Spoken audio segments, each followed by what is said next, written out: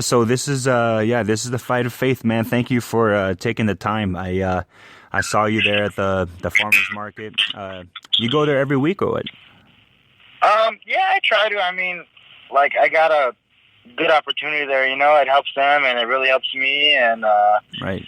you know, I just love it. It's probably the best thing I got since being in the UFC. For real? Oh, that's a great compliment to them. That's good.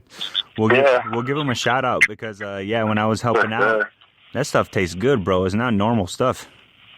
Oh no, it's so good. Everything tastes good. Yeah, I think it's beneficial for you guys, for fighters and everything. But hey, man, when I met you, bro, you were not a small guy, dude. Yeah. Hey, how old are you? Me, I'm 27 now. 27, dang. Hey, man, so how does it feel like being one of the younger guys, up and coming? You're part of a new generation of fighter, bro. Yeah, it's cool. It's funny, like you say, younger guy. I feel like I'm an old man, you know, 27. but it feels good at the same time knowing that. I feel like I don't know, the future's just bright, you know. It really is, dude. It really is, man. You're in your prime. You're doing well. A lot of people, because I'm 28, so I'm not no old head. Yeah, you're right there. Yeah, but I think a lot of people of like our generation, especially being from Hawaii, I think a lot of kids are going to be looking up to you, and a lot of people support you from being from back home. Like I said, I'm from Ma'ea. Are you from Oahu too? Yeah. I'm from the North Shore, like Wailua, Haleiwa area. Wow. How? So you moved here then? How long ago did you move? About 3 years now. It's any one of these days. I moved up here in January 3 years ago. So one of these days, it's the 3-year anniversary. Dang. Yeah. Do you miss it or what?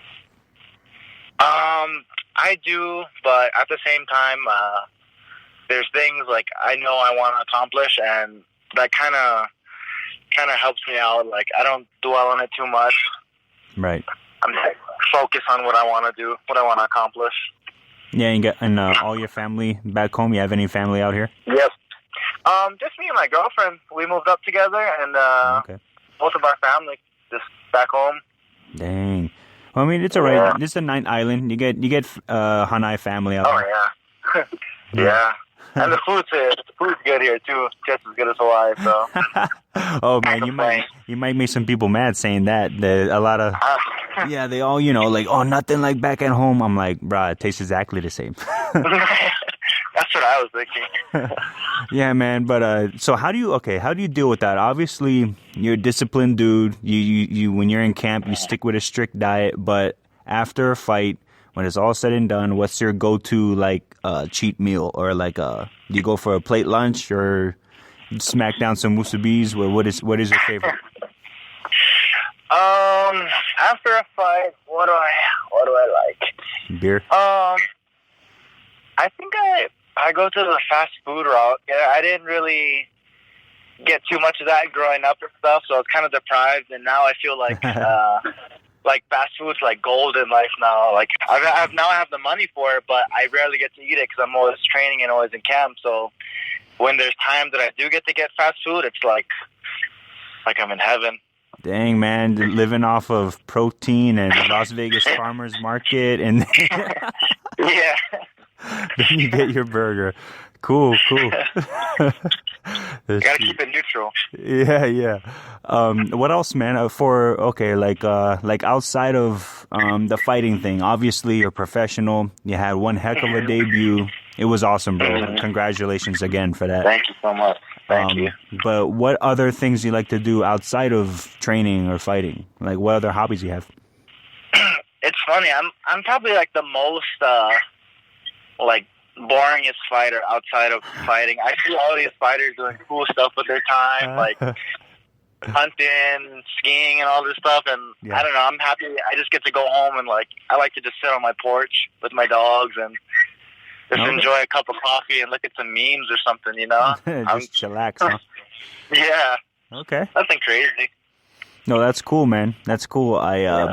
So what do you? I know obviously you're always in the gym and everything. Like, what do What do you say to someone who's someone like me, right? I say this every episode, but just to put it in context, I'm not a fighter, but I've won a kickboxing tournament back in the day. Oh, nice. So that's the only exercise I actually enjoy, right?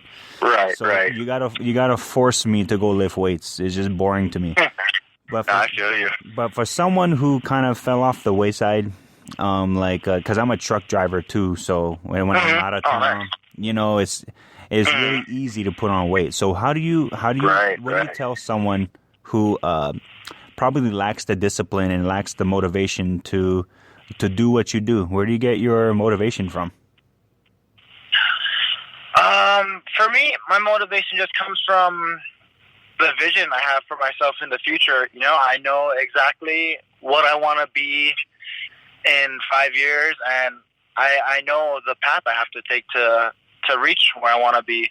Mm-hmm. So I just made a decision. I made a decision that I'm going to reach that goal, and I'm just doing everything I can to reach it.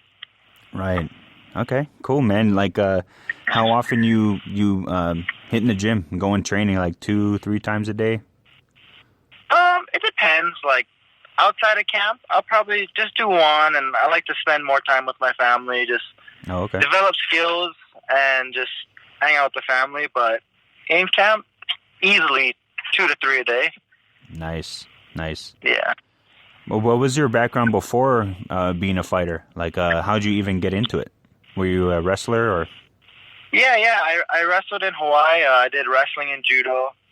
And then I ended up going to a small school in Iowa for wrestling. It's called Wartburg College. I went there, became an All-American. And then, nice.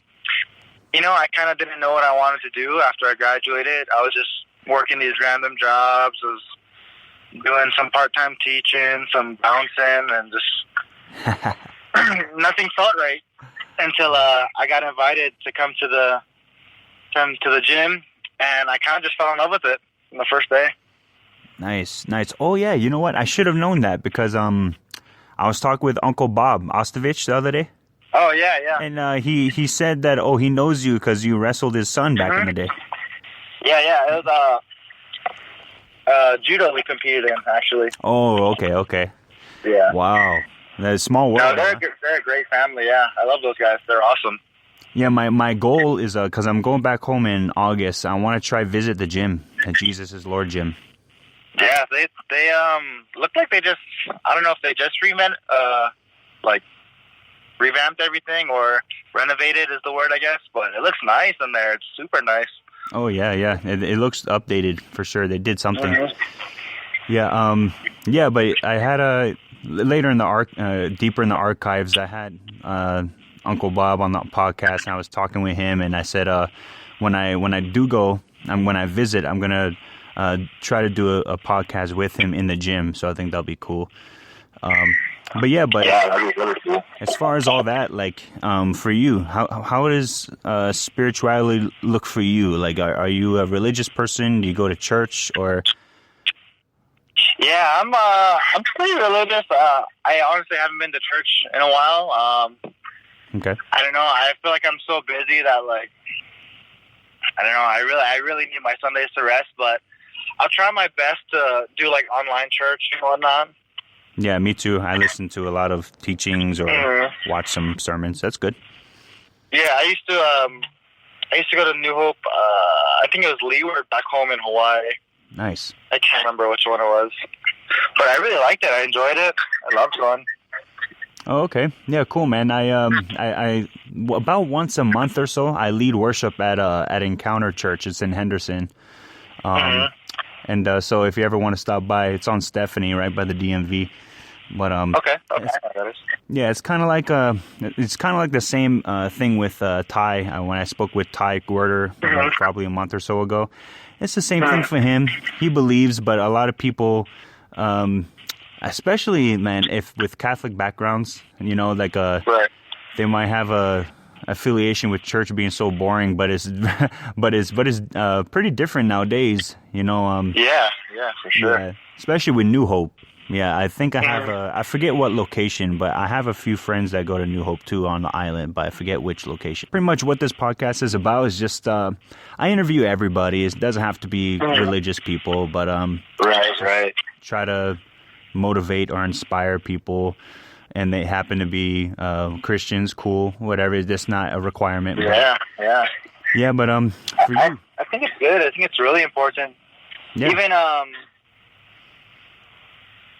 I just think it's important to have some sort of relationship with, whether it's God or whatever you think your higher calling is. I personally, I just think it's a good thing to have. Yeah, it's very. It's just it helps emotionally a lot, spiritually. Definitely. Yeah, with everything, I think it's that's what it was. That's what it's been for me my whole life. Like I don't think I ever. I can't think of a time where I never really believed in a higher power. I think because my mom would tell me stories growing up, and it just fascinated me. Like what? Yeah. Angels? What? Heaven? What? Like. So I think the curiosity of a child got me ever since, and just started playing guitar, and then they needed help at the church, and I've been in it ever since. So that's awesome. Yeah, so I'm gonna be pretty much the Christian Joe Rogan. Watch my words. No, that's playing. Yeah, no, go for it, man. You gotta have big goals, you know. Yeah, you're right. That's man. awesome. Yeah, I gotta. Actually, I had a dream one time. I had a dream that I had a booth at the UFC Fan Expo, and it had the Fight of Faith on it, and I had a fighter signing autographs at the booth. Yeah, so I don't know who, but it doesn't really matter. That'd be cool. Yeah. But for you, what's because I know you mentioned your dream, your vision in the next 5 years, but would you want to share and be specific? What is your actual goal? What do you want to do specifically? So ultimately, at the very, very tippy top, my goal is to be the greatest fighter that ever lived. Nice. And then work just the way down. I want to be the champ. I want to be the middleweight champ, obviously, and I don't want to stop short. I seen the movie Rocket Man. Yeah. And I don't know, for some reason I was really inspired. I want to get to that level where people are like making documentaries about me, and just I want to blow up. Right, I see it, bro. You have definitely the potential to do it. I definitely feel that. I feel that for you. I think you continue doing what you're doing, man. Do what you love, and I just think organically people will flourish to that, come to that, surround that. That's what I'm hoping for. I'm not too big into kind of self fights. Like I know it's a part of the game and whatnot, but I'm just hoping organically everything will just fall into place as long as I do what I need to do. I've always believed that everything else will fall into place. Yeah, man. Especially for, I'm not trying to talk smack about your employer, but the UFC. I think it's definitely different now. If you're like Tony Ferguson going on 10, 15 undefeated, took him forever to get a title shot. But if you talk the right way, you get enough recognition. And I see that you're the kind that's not going to be that kind. I see you as being undefeated. I see you as like rising to the top, and people underestimating you. I see that, and you're able to take advantage of that. And that's fine with me. Yeah, I see it, bro. I feel that for you.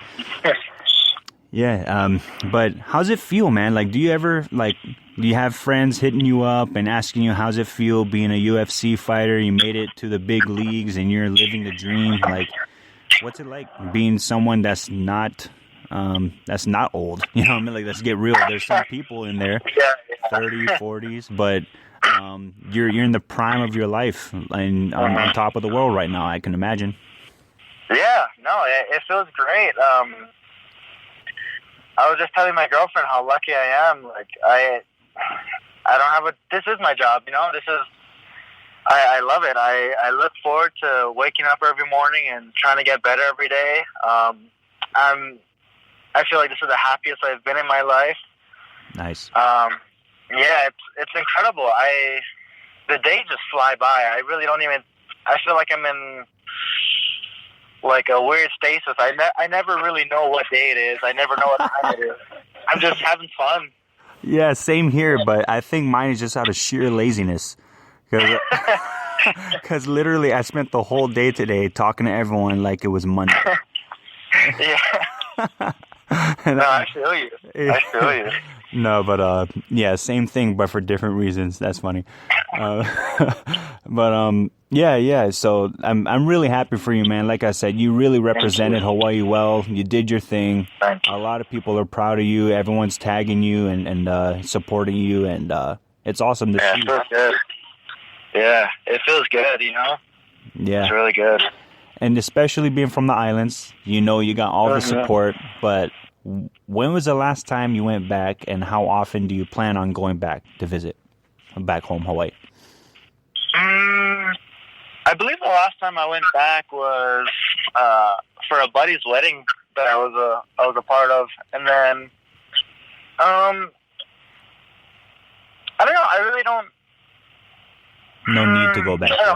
Yeah. My brother works for Hawaiian Airlines, so I really can go back whenever I want to. Nice. I can fly on the buddy pass or whatever. I don't know. I just want to accomplish some goals first before I go home.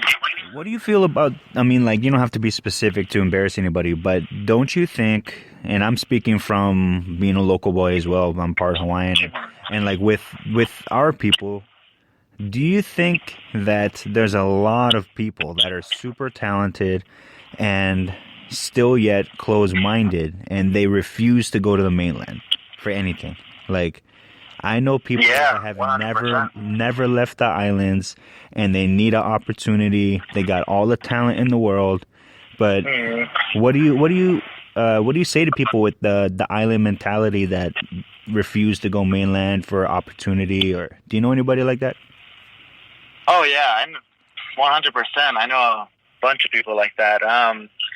Hawaii is so talent rich. It's unbelievable. Like I couldn't even put into words the talent there, but right. It's really hard. It's like I personally can't tell someone to get up, pack their bags, and leave. I was blessed with an opportunity to just be able to get up and go. Right. So it's really hard to say that to people, but at the same time, I know what opportunities are out there, and I haven't been in the fight game for long, but I was able to make it to the UFC in like 3 years. Yeah. And I don't think I would have been able to do that fighting at home in Hawaii or just staying in Hawaii. Right, exactly. Like, I don't know, man. It breaks my heart. You see people struggling, and they shouldn't, So, I mean, what can you do? But yeah, I think there's my friend Justin Alimu. He's the keyboardist for Christafari. So it's a Christian reggae band, but they're also missionaries. And so they travel the world. They help people like with humanitarian work in Africa, Philippines, everywhere, even go Hawaii. But he's from Hilo, so you know how Hilo is, small town. Yeah, he didn't want to leave, and but man, I tell you what, bro. Ever since he said yes to the call, man, he's been to I don't know what country he hasn't been to. Like it's just I don't know. Opportunity knocks, man, and I guess you just gotta open the door. Yeah, you just gotta take the opportunities. You gotta figure out what you want to do, and then just act on those opportunities. Because at the same time, there's got to be people that stay home, and there's got to be people that that keep the culture going. We can't have everyone leave and the culture just disappears. You're right. Absolutely. So it's hard to say.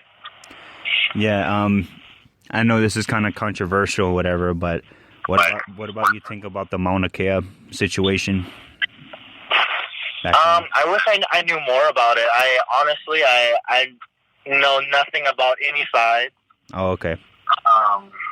Yeah, you're pretty much busy working, having a life. Yeah, you actually have a life. Yeah, I think it's cool. Like, I really do love seeing the Hawaiian people come together and just the camaraderie everyone has for that. Right. But like, I really know nothing about it, and I wish I did know more. Yeah. So apparently TMT. I'm probably gonna get it wrong, but $2 million telescope, I think it stands for, something like that. So the argument is that because, of course, as you know, Mauna Kea, one of the biggest mountains in the world, they're gonna be able to build an observatory there to see like galaxies, like have a even better view than what we currently have of space, right? So, but the Hawaiians' argument is that, you know, as we believe as Hawaiians, that's our ancestry. That is actually the Aina. Like the mana that we get is from our ancestry in the Aina. So if you disrespect the Aina, you are disrespecting our culture, our ancestry, and everything. And I get that. I respect that. Being a part Hawaiian, I get it. But what their argument is pretty much what we were talking about preserving the culture. So if you allow this to happen, then eventually the Hawaiian culture is going to be lost. But I don't think that's ever going to happen. Hula will always be there. Stories will always be told. Slacky guitars are always going to be playing country Hawaiian music. I don't think any of that's going to go away.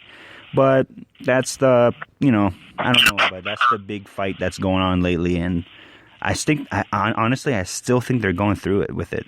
You know, after all the protesting and everything. That's sad. But anyway, love it and aloha to our family in the islands. You know, we support you guys, but you know, I don't think anything can stop the Hawaiian culture from surviving. I think it will never go away. So I'm not really concerned for that. You know what I mean? So. Yeah, I think they proved it, you know, through sticking together through everything. Just right.